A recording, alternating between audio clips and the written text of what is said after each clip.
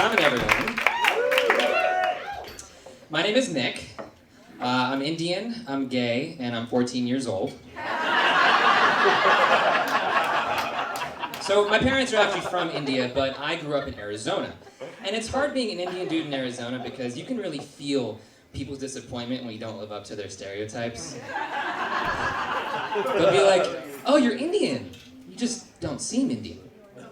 And I feel like I have to say, oh my God, I am so sorry I forgot to wear my billowing floral pants today. Can you please forgive me? Thank you, come again. And it's weird being a person of color in such a white state like Arizona because you end up trying to assimilate into the whiteness. Like, especially when I was a kid, I tried to act like the popular white kids in school just to fit in. I remember once this cool kid, Connor, came up to me. And he was like, yo, have you heard the new album by Chameleonaire? I was like, no, I haven't. He was like, homie, what's wrong with you? Get with it. So I went home and got with it. You know, I learned the whole album. I bought a t-shirt with his face on it. I started referring to my braces as my grill.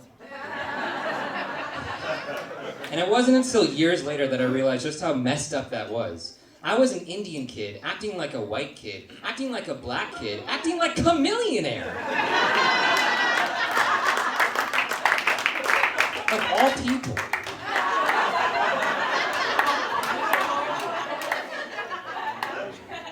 And while I may not be your stereotypical Indian guy, I did have a lot of Indian problems growing up, especially with my parents. You know, like right before I went to college, I went up to my dad, and I was like, Dad, I want to be a writer.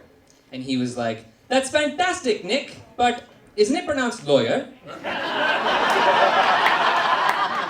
No, Dad, I want to write books. Yes, there are many books in law school. I think the hardest expectation to deal with for my parents was their expectation that I would be straight. Coming out to my parents was not easy. When I was 18, I went up to my mom and I was like, Mom, I have something to tell you. I'm gay. And she was like, happy gay or AIDS gay?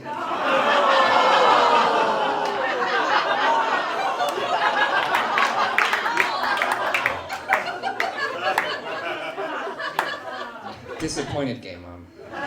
Disappointed gay. My dad took it a lot better, though. A week later, I went to him and I was like, Dad, I have something to tell you. I'm gay. And he was like, that's fantastic, Nick, but isn't it pronounced lawyer?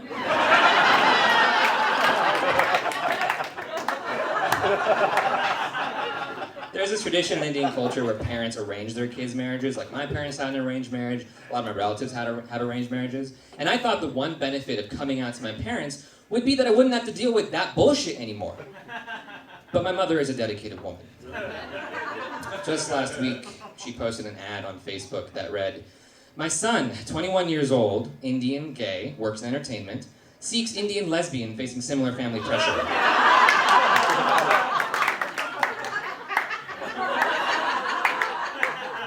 It was a really awkward date. But I love being Indian, but I didn't always feel that way, especially when I was a kid. Once in elementary school, I was having lunch with my friend Samuel, and my mom had packed me a pretty typical lunch. I had 1 container of homemade chicken curry, 1 container of rice, and 1 container of more homemade chicken curry for later. And Samuel's mom had packed him a Lunchable. And he looked at my food and he was like, dude, that's weird. You gotta try the circular meat. And I was sold. Like, I didn't let my mom give me Indian food at school ever again. And around that age, I just started shunning everything Indian. I even swore off Bollywood. Like, I was like, Mom, I don't want to watch those movies anymore. They're dramatic, unrealistic, and campy. Now, please let me finish watching High School Musical.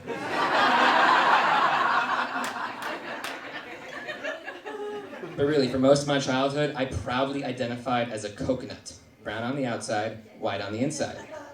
I wore it as a badge of honor. And it wasn't until college that I started seeing my own race and realized that was kind of weird. Like, once my freshman year, a professor referred to me as a man of color. I had never been called that before. She said that, and I was like, whoa, I'm a man.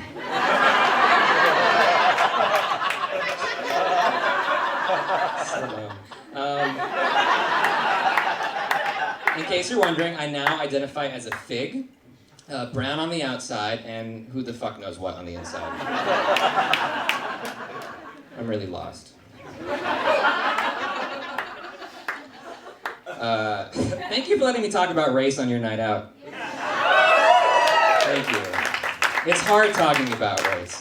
And sometimes I think it's a little harder talking about race with white people. For example, my boyfriend is white, and a few weeks ago I tried to strike up a casual conversation about white fragility, which is it's a concept that white people can get a little sensitive talking about race. And the moment I said those words, white fragility, he had such a typical white guy response. He got super defensive and he died.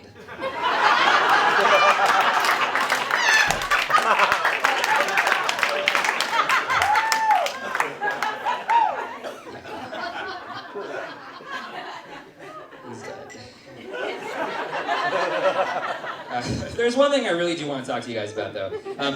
A few weeks ago on the TV show Nightline, they were promoting an interview that they did with Priyanka Chopra, and she's the star of that new show, Quantico. But they used a photo of a different Indian woman. And then a couple weeks after that, some reporter was talking about Lamar Odom, but they used a picture of a different black guy. And like last year sometime, a reporter was talking to Samuel Jackson and thought he was talking to Lawrence Fishburne. Or the other way around, I don't know. But the point I'm trying to make is this keeps happening and it's gotta stop. And I'm pretty sure I have a solution. Until the media can go one full year without mixing up people of color, they have to use a photo of Ben Affleck for every white guy. Indiscriminately. And I actually started a petition on whitehouse.gov because I feel like Obama will understand. By the way, wasn't he great in The Matrix?